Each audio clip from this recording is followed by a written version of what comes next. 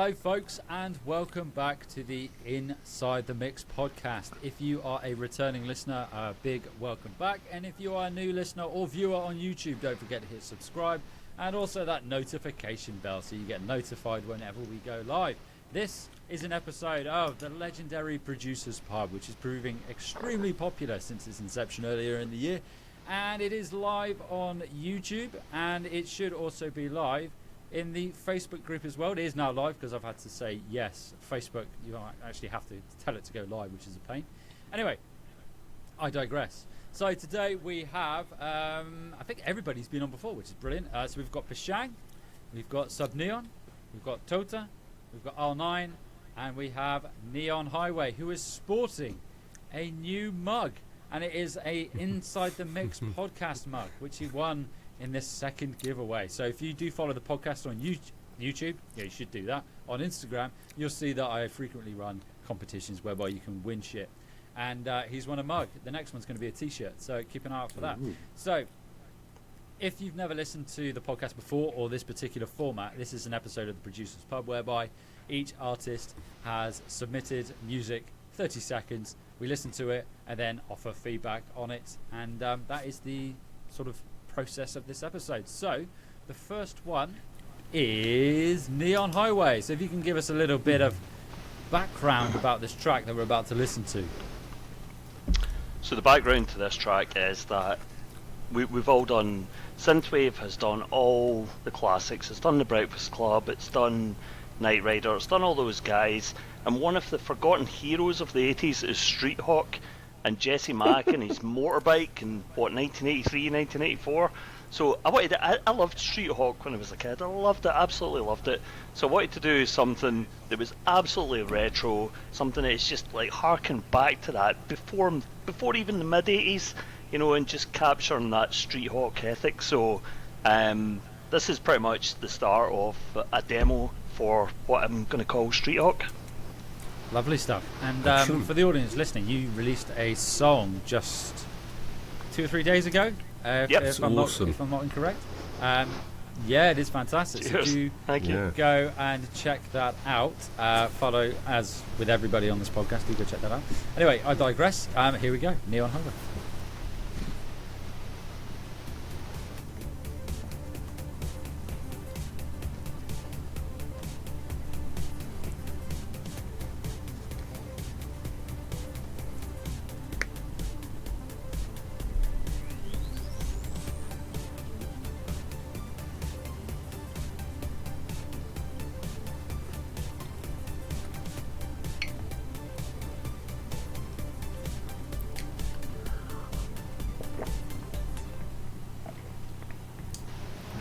Oh, nearly played it again then.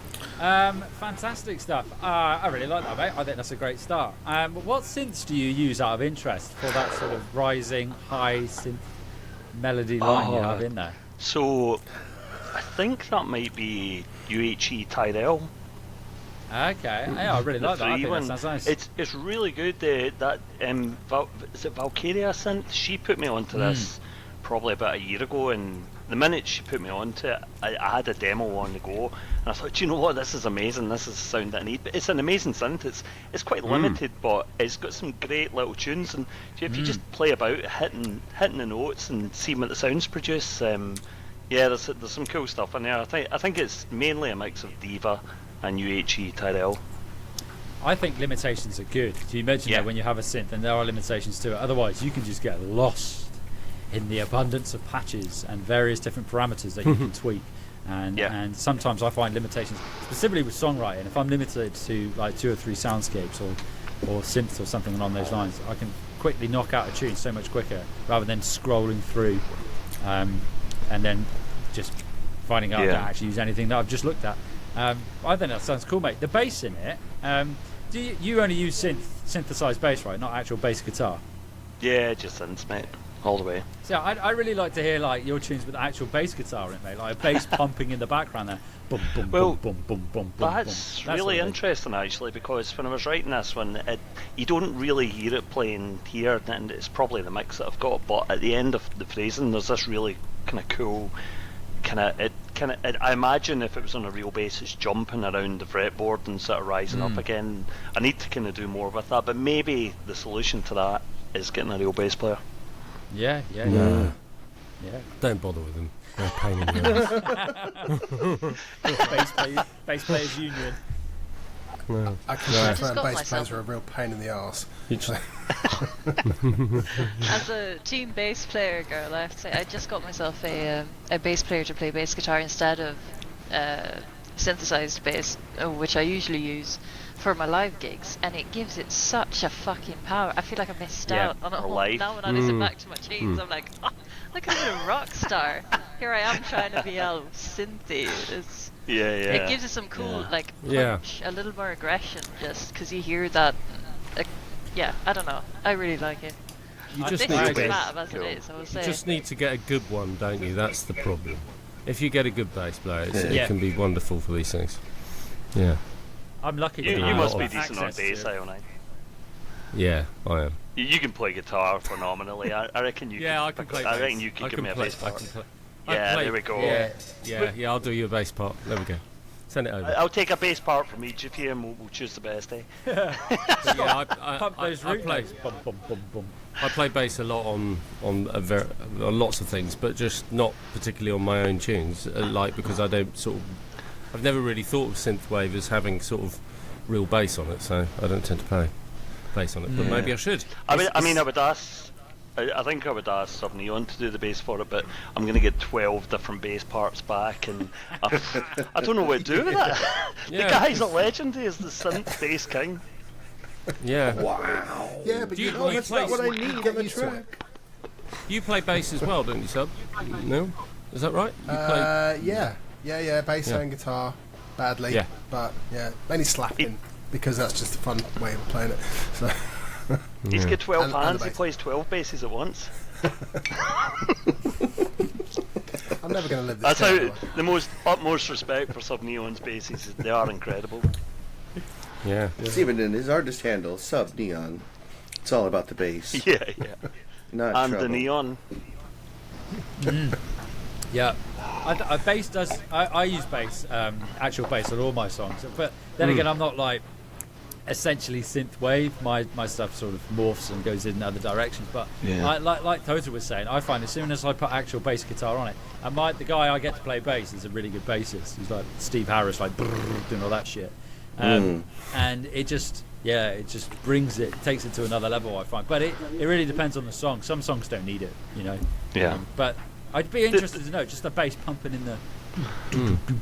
I think that's the way forward. Yeah, I think that's the next addition to the track once I start writing properly. Does anyone remember Street Hawk? Oh yeah, I do. Absolutely. Not as Yeah. much as I want do to. 'Cause I vaguely. wasn't actually alive when it came out, shockingly, but Fair enough. I do remember watching a bit of it. What did you say? It was 83, 84? Yeah? Out that kind of era? Yeah. Is that? Yeah, I was alive. Yeah. Most- I do remember it, just about. Not very well. Yeah. I always Yeah. remember you had A-Team, Airwolf, Knight Rider, and I always thought that Street Hawk was the fourth one out of those lot, but it only had one season, so it was clearly crap, and I remember it much better than what it actually was. No, I remember. You look Knight back with Rider. like nostalgia, and you think it's a lot better than it actually is, purely because it was in the 80s. I think that's what a lot of it is. You think, oh, it's in the 80s, it was great. And if you watch it in the 80s, as you put yourself in that situation, you probably be thinking, actually, this is quite shit. But Did anyone bizarrely, remember it's the kind of Equalizer? It is. I love the Yeah, Equalizer. Edward Woodward. Yeah, I love that. What a name. Yeah. I think Star. having stuff like that, though, Street Hawk, I mean, seriously, I think having something like that as the motivation for writing the track, it's like I'm watching loads of Street Hawk trailers and clips from the show, and I'm like, I feel motivated. I'm like, I need to do something where the motorbike's going really fast and jumping 30 feet in the air and shooting sharks, and it's just, it's kind of that energy and that motivation. And by the end of it, I'll have a track that has absolutely nothing to do with Street Hawk, and I'll call it Street Hawk, and it'll have a motorbike helmet in the cover, and And a shark. And as and as synthwave often is, people look on it and go, "Oh, I remember that," and that's a bit of nostalgia, you know. Oh, there's a wee sunset floating in the background, and suddenly I feel all happy and fuzzy and all that kind of stuff. So that's what it's about. Nice, man. Nice. I didn't know Street Talk, but no bullshit, when I was listening to the song, I felt the motorcycle vibes. I was like, yes, this is a motorcycle tune, definitely, for just long roads. So you definitely caught a vibe that somehow translated to... Awesome. Yeah. Street Hawk was the ultimate high-tech crime fighter. I remember that part.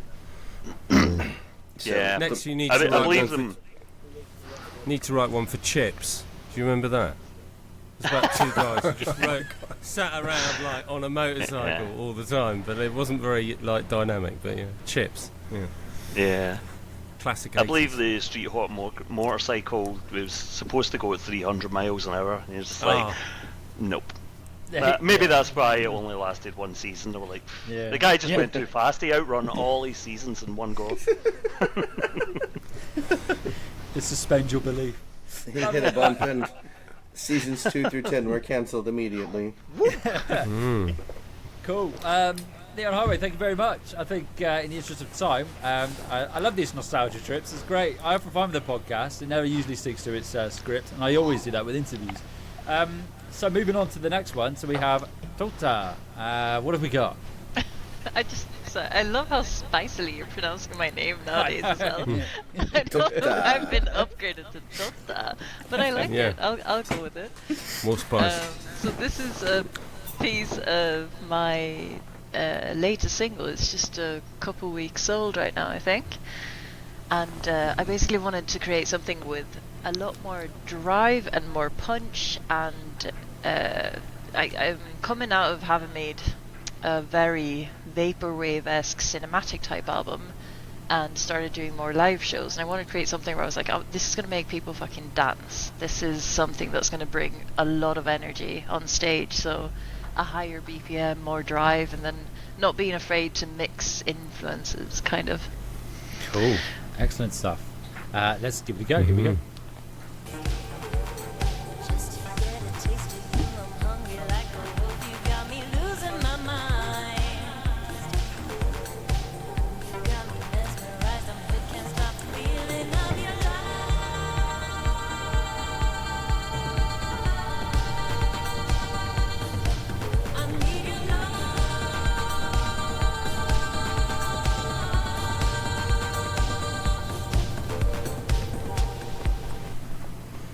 That's really cool. There's short. a vocal hook in there, and it reminds me of a song, and I cannot think of what song it is. That that last night a DJ saved my life. Just saved my life. Yes, that's it. Yeah. Yeah. That is the one. Have I left something off completely? No, it's You've good. been influenced. No. Yeah, exactly. Multiple influences. But that's what I could hear. And I was picking up on that. I was like, oh man, I'm loving this. And I can hear how bass guitar would sound good on this as well, like actual bass. Yeah. Oh, really it does. feel out that sound. Yeah. It really it lifts it, in my opinion. I wonder, like that little disco choir coming in with that cheesy, the line that was apparently from something else that you recognised. It was specifically me wanting to be like, oh, how can I make it sound a little more disco? This like super high falsetto, little cheesy one-liners. Can't stop the feeling of your love. Like, Yeah. I think it sounds great. I love that. I picked up on it straight away, and it's got like really cool. Got some sand on my chair. But yeah, I really like that. It's a beach, obviously. Yeah. One would Around hope. here, that's normal. Yeah. Sand and cows. Sand in the I'll Vaseline. pass it out to the floor. Yep. So, I don't know what goes on and watch it, mate. But No, it's a famous album by I Talking liked Heads, it. Yeah. Was that a kind of gated effect on the vocal? Yeah. That was amazing. that was.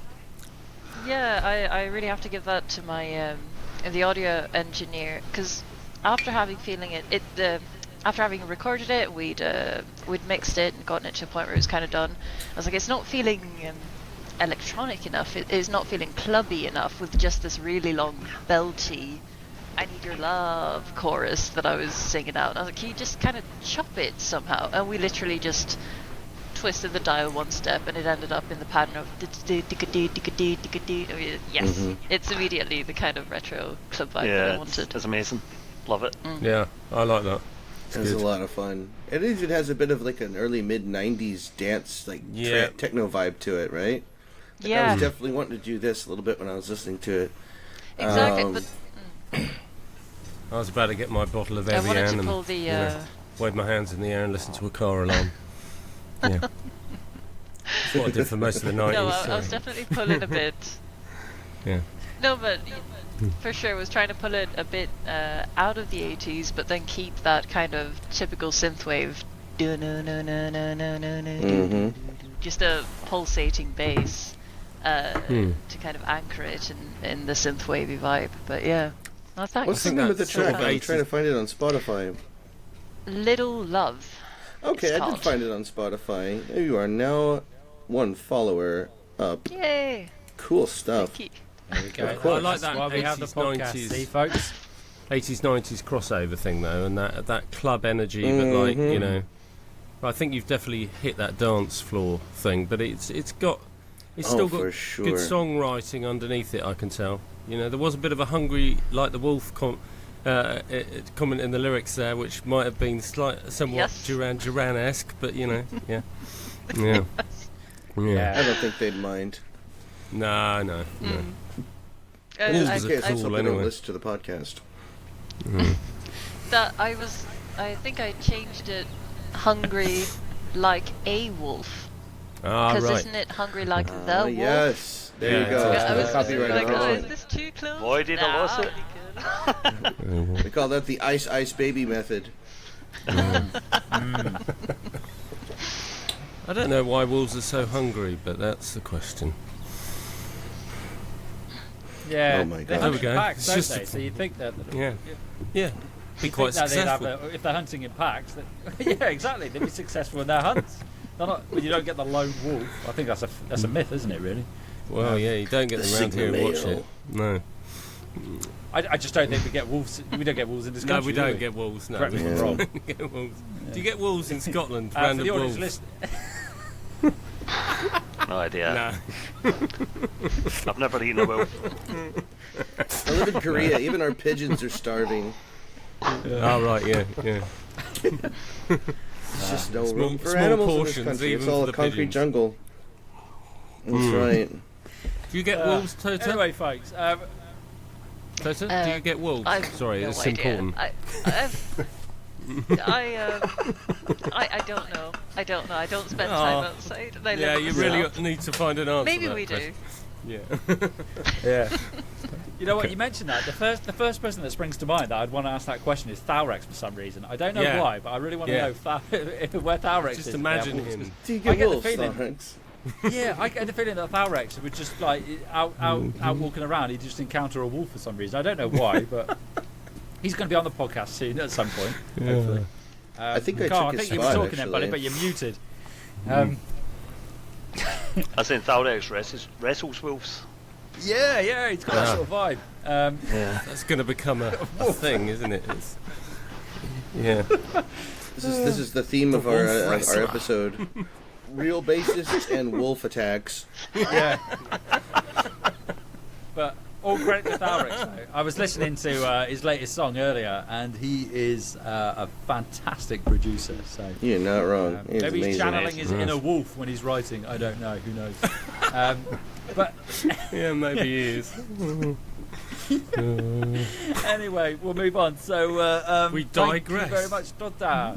Yeah. I don't know why I'm pronouncing it like that. Totta. Yeah, but I quite like it. But, so R9, what have we got? What are we going to listen to? I haven't heard this yet. Well, I mean, I could give you all this bullshit about it, but I just wrote it a few minutes ago before you came on air because I needed something to talk about. That's really the bottom line of it. So yeah, I don't know. I mean, I just sort of put together something, and it's got a bit of craft work, I reckon, influence in there. It's got a bit of maybe Floyd influence in there, but like I think I could head off into a bit more guitarness in this. It's only got one chord in it so far, so I wouldn't call that a guitar epic yet. But like, it's my sort of synthwavey something. I don't know. I hope it might turn into something, but at the moment it's a bit of a sort of 16-bar masterpiece. But it's something to listen to, so you can all pick it apart and tell me what you think. I love the idea of like prog craftwork. I'd love to know what that sounds like. Some sort of prog-based craftwork. But here we go. So, I like that idea too. Yeah, good. Yeah, it is, isn't it? Yeah, bit of Rush meets Kraftwerk. Or Dream Theater meets Kraftwerk. There you go. Oh, baby. Yeah. Anyway, here we go.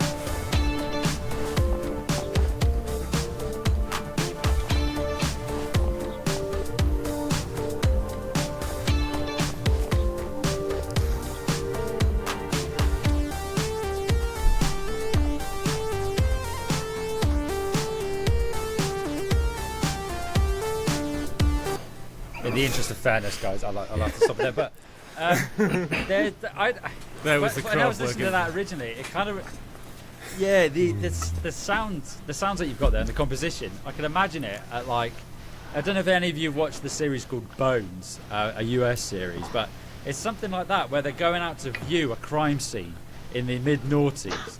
And they're just venturing upon a crime scene. That's what I can hear with that first bit there. Oh, but then when that jangly guitar comes in, that guitar reminds me of another track, and I cannot think of what it is. It's just terrible.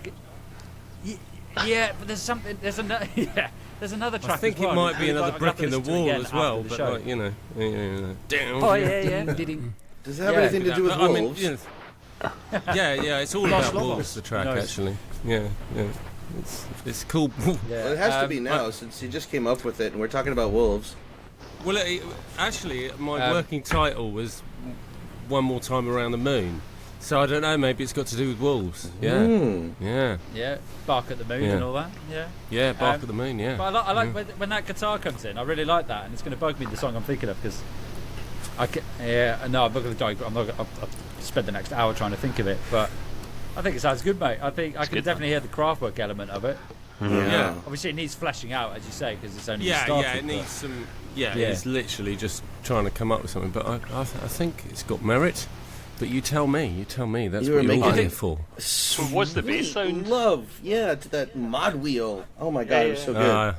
Well, what's that bass sound, Tim? The bass sounds a bit of a mixture of a Jupiter 8 kind of. There's a kind of Contact version of Super 8, I think it's called, which is their Jupiter 8 kind of thing. And then there's the Korg Poly 800, of course, the Korg Polysynth on top as well, like the classic synthwave thing. So I mix the two of them. I do that a lot actually. Mix the Korg with like something like either an Oppenheimer or a Jupiter 8 or something like that. It's just something that's got a bit more colour to it, and it works better with the mod wheel and the filter and gives you a bit of colour, and then sort of mix that. So they're basically playing the same notes, but they're just like one's got a bit more that solidity that I think you get out of the Korg, and then the kind of colour that you get out of the other one, so of the filter. So I like the two. It's nice, man. Nice sound. Yeah. How long did it take you to produce end to end, would you say? About an hour. God, that makes me How jealous are you, Matt? really jealous. That's about 4 weeks worth of work for me to get to that stage. So the key question here, Tim, is this: like you spent an hour on it.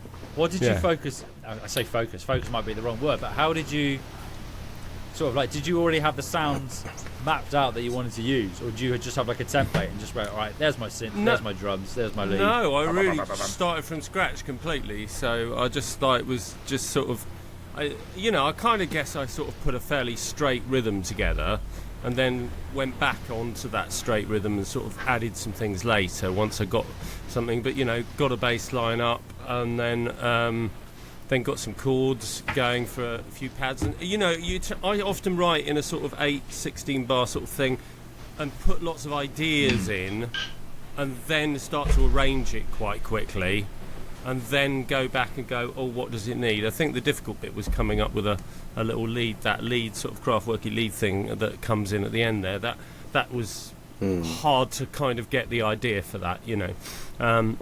And I might need to... I mean, the thing is, I often write things quite quickly, but that doesn't mean that they're all done and produced, and that bit takes forever while I decide whether I like the snare for, like, the next 4 weeks. So it's not quick. It's not at all quick in that way. But, you know, I just pick it apart now. I mean, sometimes I think I shouldn't, and I should just go with my vibe and just keep running with it and have it all done and then be on to the next track. But, like, you know, I don't tend to be like that, so yeah. Sometimes you do lose something of that. I don't know whether everyone else thinks this, but that is the problem, isn't it, of keeping that initial energy and vibe that when you're writing something, and then sort of still loving that track as much when you finished it, and not having lost that initial energy and vibe while you're trying to get it perfect with the production, which is you get nailed, get sort of so focused on that you actually begin to hate the track, lose half the, you know, initial sort of bits that you liked or something, you know, lose the sort of vibrancy of it. So it's hard, but yeah, who knows, maybe it will turn into something. Confession? Yeah. I'm my own #1 fan on Spotify. I actually love my own music. I got my Spotify Wrapped last year, and you're like, here's your #1 fan, and it was my fucking own account. I couldn't post it on Instagram. I like my own music. I don't just make music because it's like I don't know. I don't get sick of a track. If I get sick of a track halfway through, I just can it. I only produce music and release music I actually like and actually want to listen to a whole bunch after it's out. Sometimes to critique the mix like we all do, but sometimes just because I want to listen to the fucking song. It's a little depressing sometimes because the track I just released a couple days ago with Dimmy K has already passed up my favorite track from my Void LP like that I released a year ago in total plays, and it took like less than 48 hours. I'm really proud, but I'm really disappointed at myself for the Void LP at the same time. I think going back to what you said there, Pashang, I think you got to like your own music though, haven't you?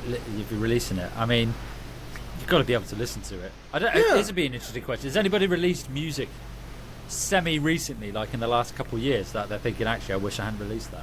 You don't have to name the track if you don't really want to. But has anyone? Yeah, I mean, I've probably got a song or two that I wish I could go back and rethink. Yeah. But, Yep. A few here and there. Yeah, I might tweak the mix. I can point them out, but I removed them from Bandcamp, so you can't get them anymore. No. Are they on Spotify?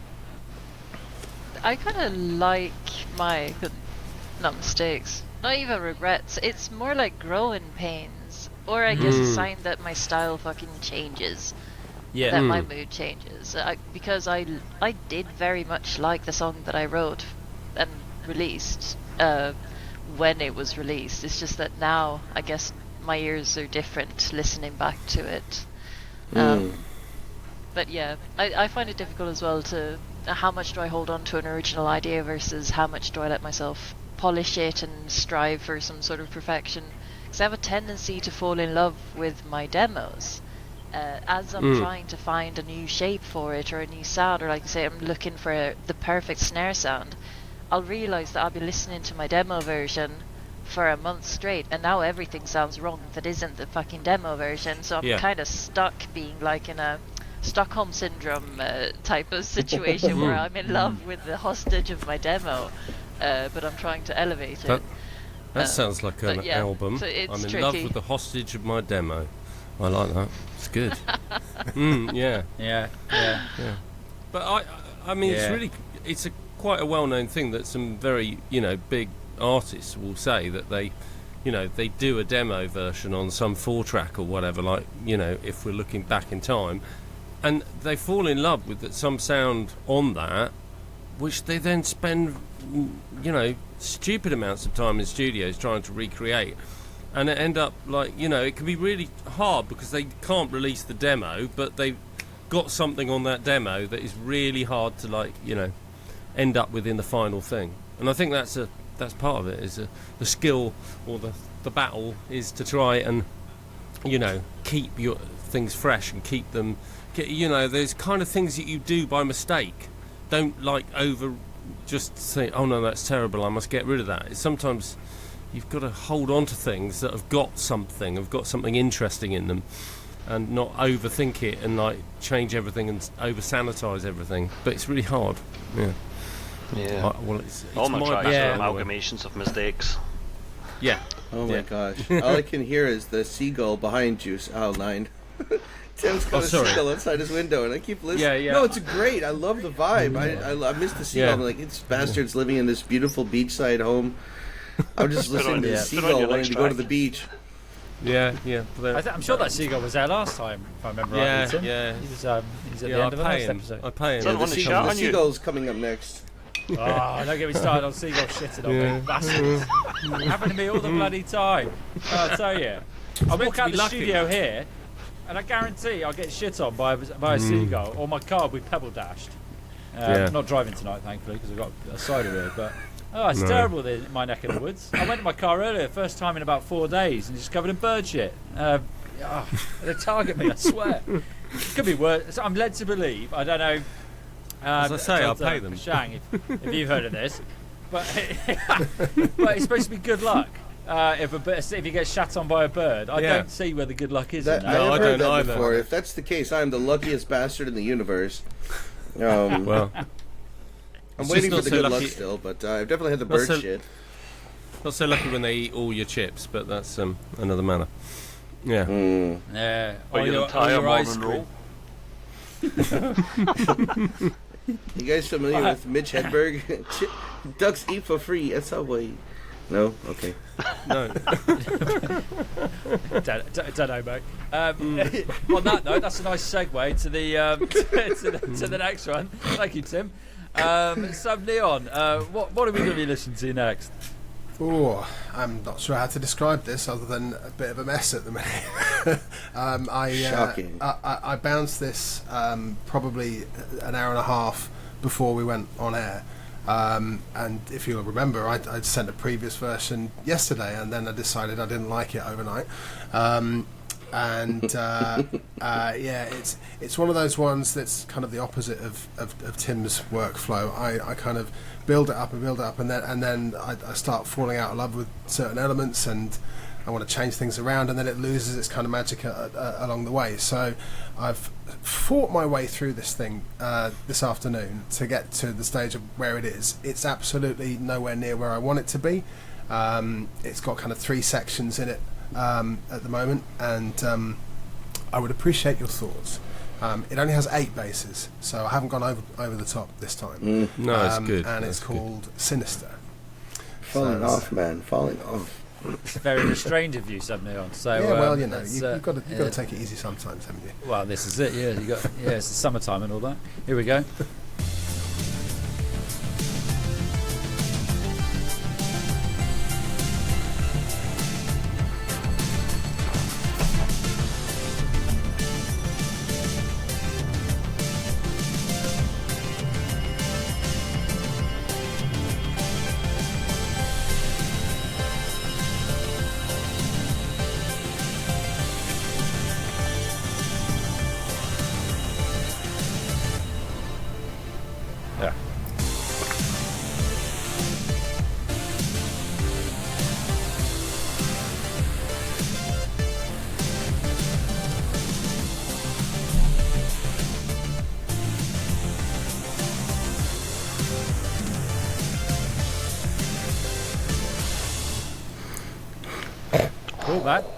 My initial thought was when it was playing around 25 seconds, I was thinking I could do with it like stopping or like dropping out slightly, and then it came in at 30 seconds, so it sort of answered what I was going to say.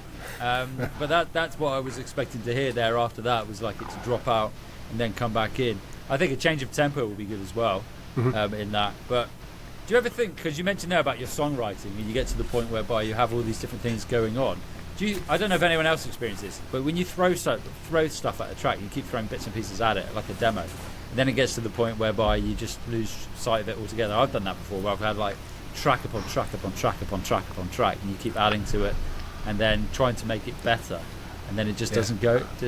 I don't know.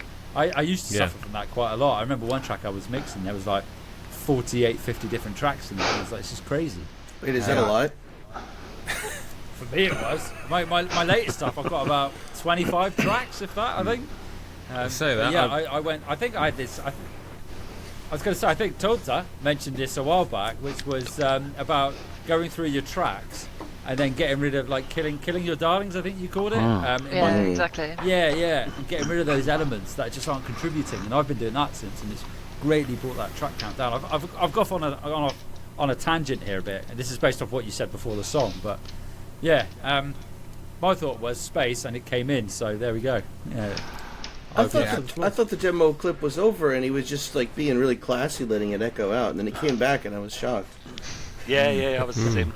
I thought that it was really cool, man. Really cool. Some great sounds.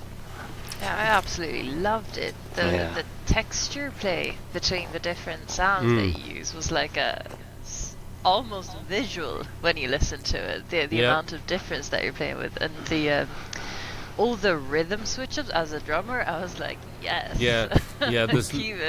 Such an exciting track, and so satisfying when a little groove kicked in with a bass line towards the end. Just an absolute like a roller coaster of excitement. I definitely think you should keep doing all whatever you're doing, even if it's painful. And just drag this out for 7 minutes, and I'll be listening to it.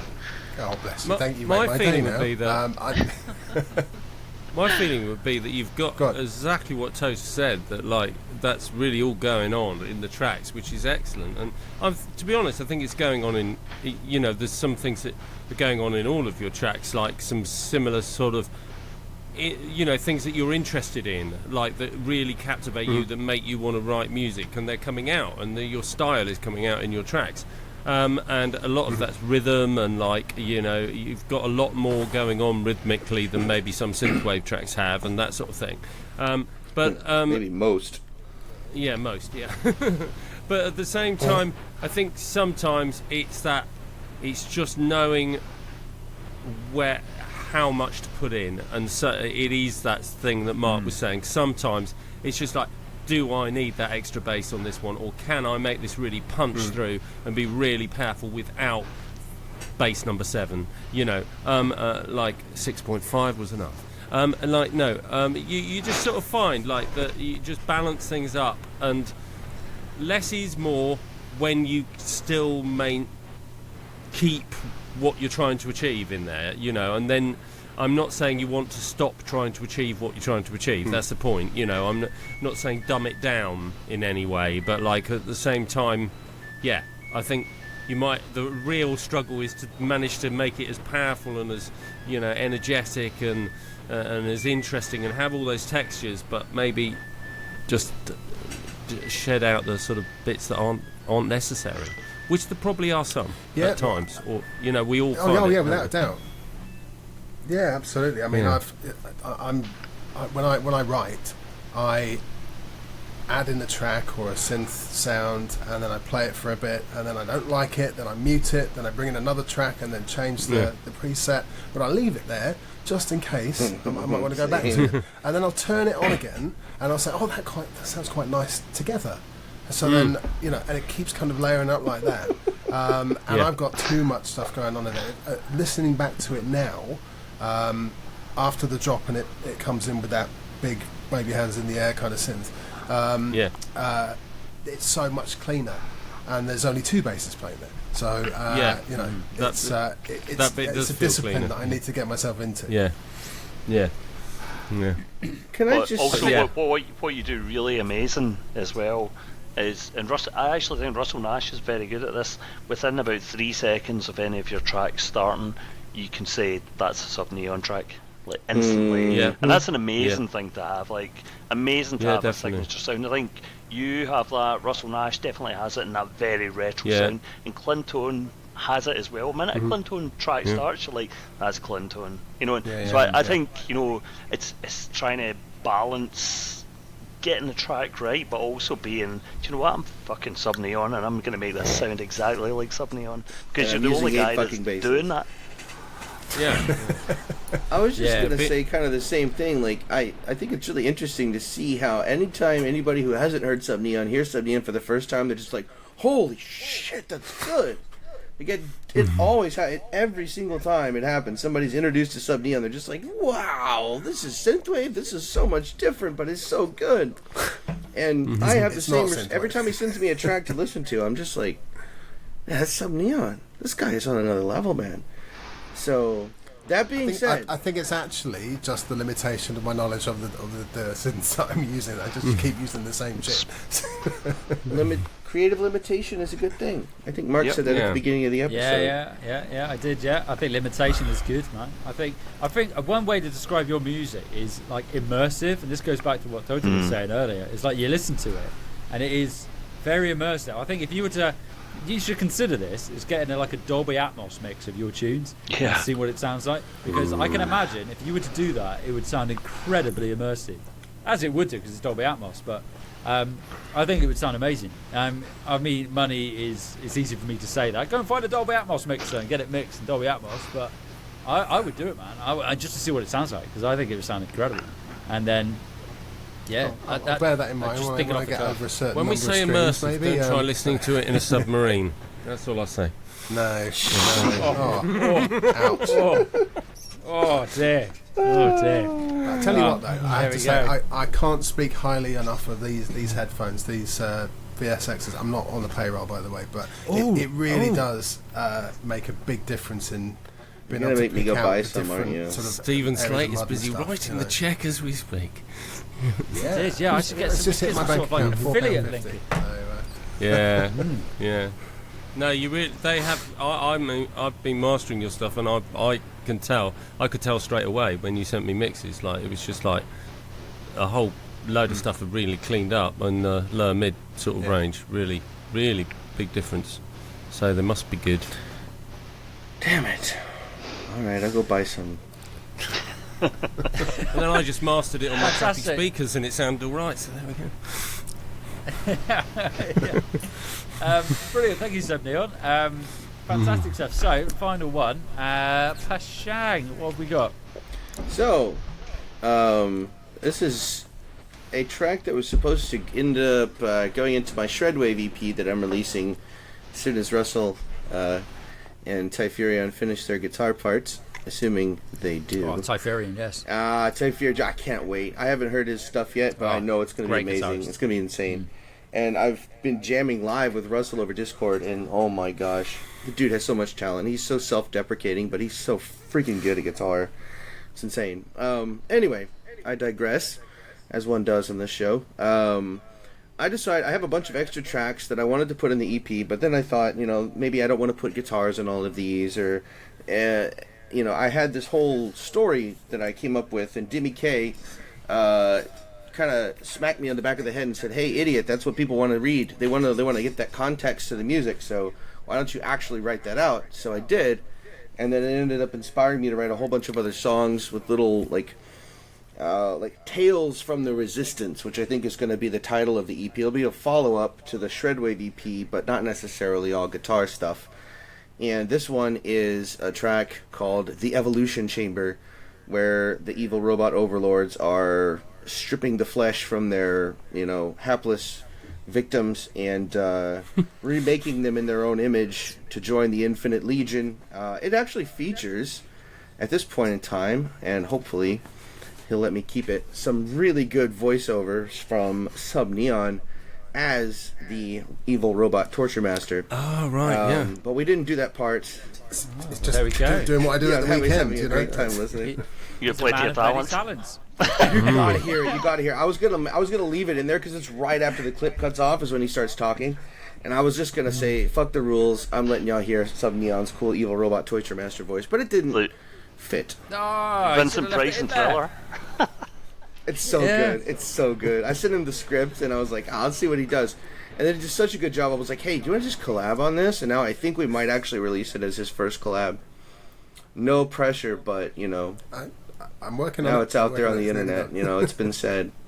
But anyway, the robot torture master's not in here. But the guitars in this clip are up for deletion. If you think they're not relevant to the track, please let me know, and give me some critiques, because this is a genre I haven't worked in very much, like the really heavy dark synth, and I really love it. It's my favorite genre to listen to in synthwave, but it's a lot harder to produce than it sounds, to be honest. So hit me with some brutal feedback. I do enjoy getting a little bit of gut punches every once in a while, and Russell's really good for that, but he's not here, so you guys have to settle in for that. Sub in, if you will. Here we go then. So shout out to those evil robot overlords. I love that story. I love the fact that Sub Neon is also moonlighting as a robot overlord as well. Yeah. Which is we great. Knew. Yeah. Moonlight. He had to. Pays the bills. I think he's part machine. Shout out to Tim Song. Yeah. From the cupboard. Here we go.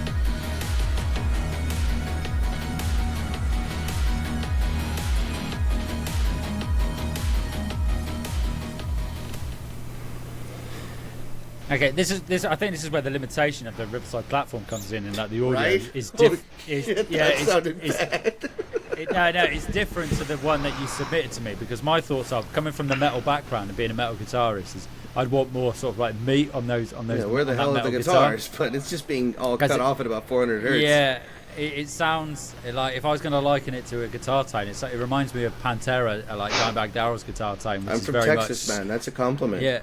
Scoop mid. Oh mate, I love Pantera. I've been watching the live stuff recently, and it's great to see him back on stage, albeit without the two brothers. But yeah, I would want more meat on those guitars. More like, I really want them to. I don't know how I can describe it. Just when they're chugging, I want them to chug.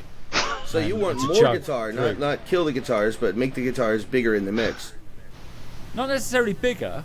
It's the sound itself, because as you say, Meatier. it sounds like they've been top and tailed, and then you've lost a lot of that low end chug. But you've got to be careful there, because you've got a lot of bass going on as well. Do I ever? So, yeah, you've got to weigh up. Okay, if those guitars are going to extend into those low mids, then they're going to compete with that bass that I've got going on. So you've got to weigh up the two. But definitely keep the guitars in though, man. I'm with the guitars in this. Yeah. But I just think they need the sound sculpting needs to. Oh, for you need sure. to address that. I'm absolutely terrible at mixing guitars, I've found. No, it's quite an art. It's quite It tricky. sure is. I felt like leave when them the in, man. Okay. Leave the metal guitars in. when the higher stuff came in, the melody there was a sort of melody that came in there. I felt like in the mix I wanted to hear that more, get a bit more detail of what was going on. I mean, it may be this audio listening across here, but I couldn't hear the melody very clearly. But I loved the sort of chug and the vibe with the drums as well. I thought like they were hitting the mark, and it was had a good energy, all of the groove. I think the drums, man. Yeah. There's power in those drums. You've got power in those drums. When that snare and that kick drum combine. Yeah, that's true. I usually hate the combo of my snare and kick, but this one I actually like it. It sounds pretty good. I think they hit really well. I think they punch through well. I love that Thought it was sound. It's very much like Midnight Danger meets Perturbator. Ooh, I like that It's- combo. it's- All right, it's sign me up for hard, that. man. Hard, it's real good. And Love that's it. one of the reasons I made a follow-up EP, is because there's a bunch of material I made for the Shredwave EP that was just too heavy. Because I realized halfway through making the EP, like, Shredwave is not necessarily the darkest music in synthwave. It's just shreddy. And I want to go dark. I want, like, the intro of this track is a solid minute 15 seconds of torture screams and robot, like, there's a lot of sound design in there. Like, it's pretty Matt. intense. That's Sorry, what, Subneon. What have you signed up I for? I did not provide the screaming. You did not. But if you want to add to it, get another layer in there by all means. Just channel that like post-meeting anger and just get it on the mic. I was thinking, I love the darkness and the grit of the tune. Have you thought about incorporating like machine sounds into the beat, like a robot walking, like a chugging factory Servo type? motors. You know what's Great funny? idea.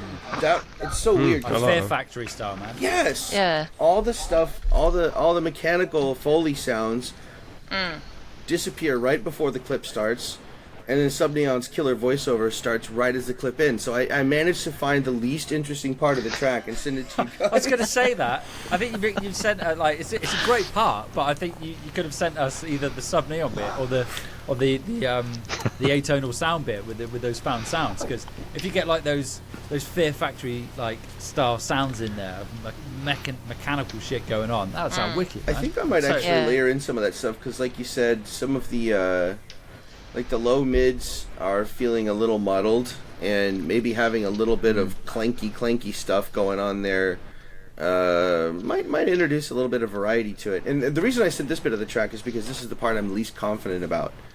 And it feels more generic dark synth that makes and sense. less, robot torture screamy soundscape / robot torture master voiceover, which I'm very confident about. So I sent the bit I wanted the feedback on. The rest of that shit you can't touch. I'm skipping it. I don't know.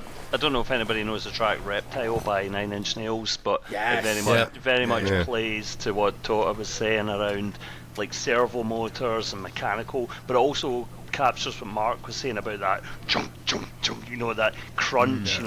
It's crunchy and it's playing to the guitars, but it's got the industrial sound. I think "Reptile's" probably the ideal reference track for this. That's a good call. I gotta go back to that. I haven't listened to that song in ages. And I bought a Foley pack of mechanical servo motors and clanks and clinks and stuff like that, specifically for this track, and it's all in the intro. So I'm just gonna bring some of that into the main verse part. Then that's a really good bit of advice. I'm gonna try that immediately. There was another. Sorry, go on, Totta. No, okay. It just rhythmically as well. It's also on the and the bass is in the same. The shredding is in the same vibe, and the synthesizer that's kind of falling in an RP kind of way is in the same rhythm, and with that stability be like laying down the groundwork, it gets very factory-ish. And I'm thinking you could add a sub-neon type little rhythm switch up at the end of a bar if you're wanting to give that more dynamic. If this period in particular, just towards the end of a loop or something, That's a great idea. cut out something and bring it back in, because that rhythm is so steady. We all get into the machine of it all. Like, we know where we're going with that beat, and that's the charm. But that also gives us a superpower, no? To take it away and we'll completely fucking be baffled by it. That's a really good idea. I like that a lot. Sorry, There just was cut another you off thing. as well, Mark. Yeah, sorry. No, that's okay. No, not at all. I know you can't do it with this song, but I think if you're going down a dark route and you're going into this like really mechanical soundscape and stuff, is like when you get the guitarist in, maybe consider dropping the tuning. I think if you were to think about like my old band, we used to play in drop B. I'm not saying go drop B because that was heavy as piss, but maybe like. Actually, yeah, maybe drop B. I think drop B on that would sound so heavy, man. But maybe consider tunings on the next ones as well, on the next track, and think, because I don't know what tuning that's in, but it sounds like it's going to be in standard. I could be wrong. It's actually a 9-string guitar. I'm just not Is using the bottom 2 strings. And it's in drop C sharp. Oh, I was way out then. It's 9-string guitar. It's a 9-string guitar. It's not a real guitar. It's like a bloody keyboard. It is a really good VST called Ample Metal Hellraiser, and I just got kind of good at programming it to sound pretty realistic, and it has a lot of articulation tools to kind of give you that realistic vibe, as long as you don't get too far away from the chuggy stuff. It does a pretty good vibe. I mean, it sounds like a guitar. Yeah. That was the goal. Yeah. I can absolutely change the tuning easily, and At some point in this follow-up EP, I want to do a full-on Mick Gordon track, just like full-on Doom's 2016 soundtrack vibe, and I keep almost getting there and then too far and taking it back. So one of these days I'm just going to let it rip. But for this track, like you said, that factory vibe was that kind of something I was going for. But I think I might have hit it a little too on the nose. So like dialing it back a bit and mixing up some of those rhythmic switches and adding a bit more clanky Foley in there might be a good idea. Solid feedback, you guys. Thanks so much. Nice, man. I was going to say, if you're ever in the need of, if you want like dropped guitar, like just riffs, give me a shout, man. I'm sure. I don't know what tunings my guitars are in. I've got 2 Jackson DKMGs with 81, 85 pickups, and they're pure metal. Have you not seen my Instagram post? It's the summer of shred. Come on, man. Just send me some riffs. I probably have, to be fair. It's just yeah. My apologies. The summer is nowhere near over, sir. Let us just send me some riffs, send me some shreds. I'll send you a track, shred over it. Yeah, shredding's. I'll put my hand up and say shredding's not my forte. But if you want rhythm, like rhythm guitar, hey, just metal big rhythm, knives I can cut do that. too. You know, I want some deep, chunky shreds too. It doesn't all have to be way up on the fretboard. Yeah. Well, I'll see what we can do, mate. No, that sounds great. I'd love to play some metal. I haven't played metal in years. Hell yes. Now we're talking. Fantastic. I hope that was useful, folks. I was going to say gents there, but alienating Totta. Folks, this has been great. I've loved this episode. We've gone off on proper tangents, talking about wolves, seagulls, music. It's been great. I'm just going to go over to YouTube. There's no one there. Facebook, there's no one there either. So there we go. What we'll do is we'll go round. We've had 4 people on YouTube. And you can just highlight where the audience can find you. And if you've got any key dates or anything coming up, just shout that out, because this episode will go live. It's the 2nd of July today, and it's going to go live a week on Tuesday. So I'm going to go round. We go from the first one. So Neon Highway, where can we find you? Any key dates? Just at Neon Highway Synth on Instagram, and there's a link tree for everything. New track just came out, and that's about the last thing that I've got in the calendar at the moment. But it seems to be getting good feedback, so go have a listen. Yeah, Fantastic. Right. And Totta. Yeah, I'm at Totta's Voice on Instagram. Otherwise, any of your streaming platforms as just Totta. And if you happen to be listening from Sweden, why are we laughing at my name now? Am I saying it's spicy too? I'm Swedish. I get to do it. I think it's because I've been pronouncing it wrong. I think that's what it is. Yeah. He thought you were Finnish. He thought you were Finnish. Oh, Swedish. Same, but different, isn't it? Oh, don't say that to any Finnish people. Oh my God. I feel like with this fringe I've got going on, I'm basically Finnish just by look now. I thought you were. Because the pronunciation, like I have a Finnish friend named Jonna, and if I was from Texas, I'd be saying Jonna. Yeah. Anyway. Well, I was just saying I have a gig coming up 29th of July, so if you happen to be in Malmö, come catch us. We'll be playing the recent singles as well as a lot from the album. Oh, fantastic. And Aisle 9. Yeah, Aisle 9. Well, you can find me at Aisle 9 Music on Instagram, and there's a link tree there for absolutely everything else. But you'll find me on pretty much every social media thing at Aisle 9 Music. Yeah, and you can come buy a nice t-shirt. There we go. I think I'm going to sort of have a new single out. I've just had Eternal Overdrive out, and I've got a single out that I've sort of worked on for Just Scott recently, and I've got a new one of mine that I'm going to sort of get out in the next few weeks, which I think is going to be called Worlds Away, and there's going to be another instrumental one. And then I've got a gig coming up at Duskwaves in London, but it's miles away, but like just to warn you, in October, which is going to be very cool, I think, with some other awesome retro musicians, so that's going to be really good. And yeah, there's just going to be lots more music, I think. I'm hoping so. Cheers. Fantastic. Glorious. Lovely stuff. I'm looking forward to that gig. In the same month, I'm watching Blaze Bayley and Aisle 9. Doesn't get much better than that. Blaze Bayley of really? ex-Iron Maiden. Yeah. And then Aisle 9. Not the same gig, although that would be really good. I'd love to see Blaze Bayley and you team up, but there we go. Fantastic. And then Sub Neon. I can never remember what my socials are, so that's why I've shoved them all on a website. So you can find me at subneon.net. My next single, called Thunderheart, is coming out on the 28th of July, as mastered by Tim over there. He's done a fantastic job as always, and it's coming out on Retro Synth Records, my first release on the label. Yeah, on Retro Synth. Whoa. Excellent. Lovely stuff. And Pashang.